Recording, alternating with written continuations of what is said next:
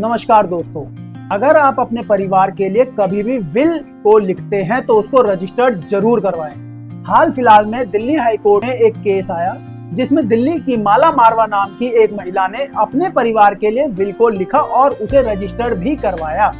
पर उस महिला ने गलती क्या की कि अपने परिवार के सदस्यों को कभी ये बताया ही नहीं कि उसने विल लिखी है और ना ही उसकी ओरिजिनल कॉपी किसी परिवार के सदस्य को दी। उस विल में विकास मल्होत्रा नाम के एक पर्सन को अपॉइंट किया जाता है एज ए विल एग्जीक्यूटर।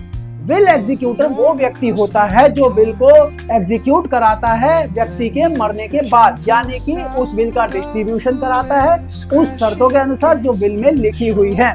जब ओरिजिनल कॉपी नहीं मिली तो केस कोर्ट में गया और कोर्ट में जाने के बाद जो विल का एग्जीक्यूटर था उसने डिपार्टमेंट में अप्लाई करके उसकी सर्टिफाइड कॉपी को निकलवाया और कोर्ट में पेश किया कि ये विल सही है, और कोर्ट ने सर्टिफाइड कॉपी के आधार पर उस विल को सही माना और कहा कि इसी विल के हिसाब से बंटवारा किया जाएगा।